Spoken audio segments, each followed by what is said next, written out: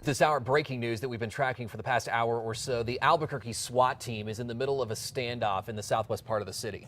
Yeah, they have a big part of the area shut down this morning because it's unsafe. Here's what we learned so far as we take a live look from the scene. Police arrived there just east of Central and Old Coors on 55th Street after reports of a domestic dispute between a man and a woman. Police tell us the man has barricaded himself and a woman inside an apartment and won't let the woman leave. The man has made threats to police when they contacted him. Police do not know if the man is armed, but are advising residents in the area to stay inside their homes and others to stay away from the area. Right now, Central is shut down, both east and westbound lanes between 59th and Yucca Drive. Once again, police are asking residents to stay inside their homes and others to avoid the area altogether.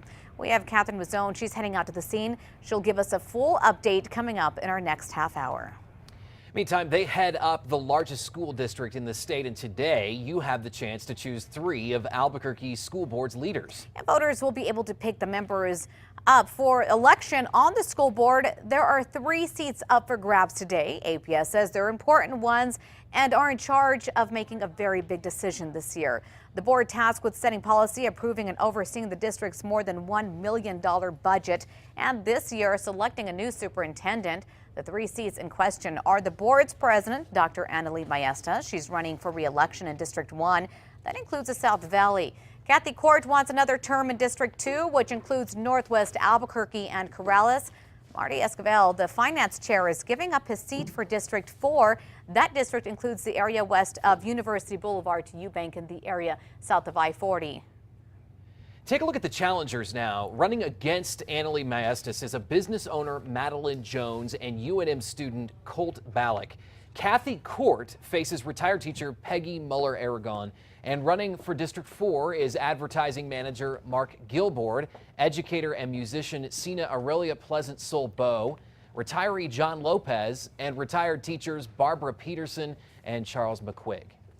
And these members will join the 4 other school board members to determine the next superintendent, something the district says is one of the most critical decisions we'll make as a community. Catherine Mazzone will have more coming up in our next half hour. We'll tell you about the most hotly contested district race. More information on the candidates and voter locations, head to our website, KRQE.com. And the state appeals court has refused to block New Mexico's teacher evaluation system. The opinion upholds a district court decision. The judge ruled that Secretary Hannah Scandera has the authority to carry out administrative rules such as the teacher evaluation program, and the Court of Appeals agreed. Those evaluations have been controversial. Teachers insist they are not fair. It's 6:04. We're staying on top of the latest in a violent start to the week in Albuquerque. Police are investigating 3 deadly shootings in just 3 hours. Officers say a group of men were fighting over a debt at a home off Rio Grande. A man was shot and killed. A few minutes later, another deadly shooting at golf course in Irving. Sebastian Mora admitted to police that he shot and killed a man after a fight. Then, just after midnight on Monday, police found 36-year-old Lawrence Chapman shot and killed at San Mateo and Catherine. There are no suspects in that murder. We just learned his name, though. Police are now asking for your help, and they're asking anybody with information that could help them solve these homicides to come forward. Again, you'll want to contact police. And while Tent City remains standing this morning, it may not be for much longer. One group says evicting the homeless from their pop-up city near the rail yards is not the answer. Last week, the city said it was evicting people after undercover cops found drug dealing and prostitution in the camp. Several advocacy groups were out protesting the move yesterday. City workers talked to the homeless, letting them know about resources to get them a place to stay. The state's future prison guards got a first-hand look at a haunting prison riot that rocked the state 35 years ago. Corrections cadets toured the old Main prison on a milestone day. February 2nd, 1980, inmates took over the state pen south of Santa Fe, taking guards hostage. 33 prisoners died in the ensuing chaos. Seeing where it happened, scars and all, the cadets say it was a powerful lesson. It's kind of going to keep us all, in the back of our minds that, on any given day, something like this could happen. If you would like to take a tour yourself, the Corrections Department is offering them to the public between May and October. We've put a link with all of the information online at KRQE.com, as well as a photo gallery of today's tour. The spread of the virus is sparking debate over vaccines. A California doctor is drawing the line, saying he won't see children of parents who refuse to vaccinate. California has a high number of people with personal belief exemptions. Dr. Nelson Bronco says he has no patience for debate over vaccines. We were concerned that there would be a case of measles in our county, and we didn't want our practice to be where that case showed up. We didn't want to be spreading measles in our waiting room. Exactly the issue. The Center for Disease Control has confirmed more than 100 cases of the measles is linked to the outbreak in 14 states as of Monday. And the measles outbreak now has a pediatrician at UNM speaking out. Dr. Randy Knott is urging New Mexicans to get vaccinated, saying the state depends on the high level of people vaccinated for protection. But he adds that he's been in practice for 30 years and has never seen the measles. The state of Texas took a moment yesterday to honor one of its own, naming the day after him. Texas Governor Greg Abbott formally declared February 2nd as Chris Kyle Day. Kyle, known as the deadliest sniper in American history, most recently depicted in the blockbuster film American Sniper. Chris Kyle Day comes 2 years after the former sniper was shot to death by a fellow vet while at a North Texas gun range. The accused gunman's trial starts later this month. Breaking news this morning, the Albuquerque SWAT team is in the middle of a standoff in the southwest part of the city. Yeah, they have a big part of the area shut down this morning because they say it's unsafe. Let's get right to Catherine Nazone. She is live on Central near Old Coors. Good morning, Catherine. Good morning, Crystal. Now, police arrived here just east of Central and Old Coors on 55th Street after reports of a domestic dispute between a man and a woman. Police tell us the man has barricaded himself and a woman inside an apartment and won't let the woman leave. The man has made threats to police when they contacted him. Police don't know if the man is armed, but are advising residents in the area to stay inside their homes and others to stay away from the area. Right now, Central is shut down both east and west between 59th and Yucca Drive. Now, once again, police are asking residents in the area to stay inside their homes and others to stay away from this area. Back to you.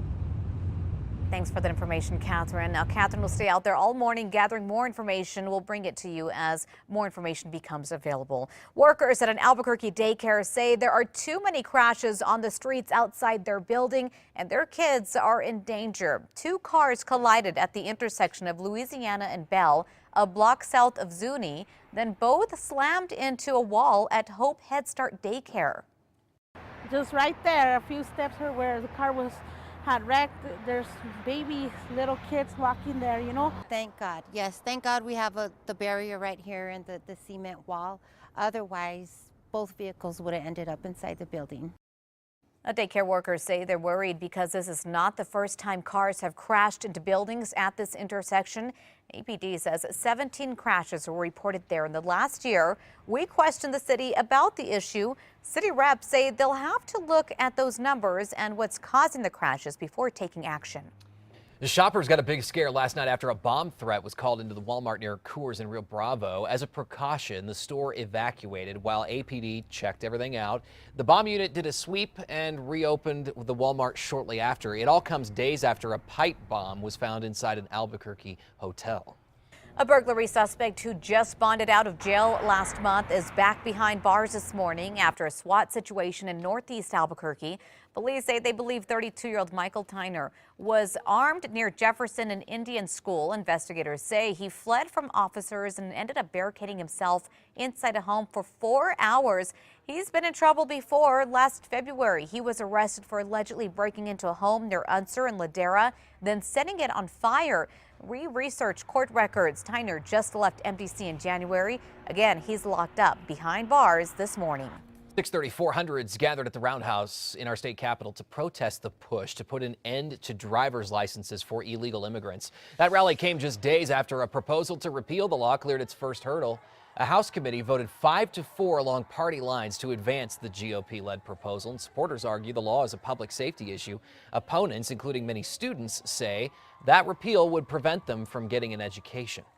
We are not gangsters. We aren't aliens. We're not criminals. We're here in the United States to get a better life. Representative Patricia Roybal Caballero, an Albuquerque Democrat, said the repeal reminded her of stories from the Holocaust, but she later apologized for that comment. You short on cash to buy a lottery ticket? You might soon be able to use your credit card if one lawmaker's proposal is given the green light. Senator John Arthur Smith is proposing that change as a way to boost ticket sales and help the struggling Lottery Scholarship Fund.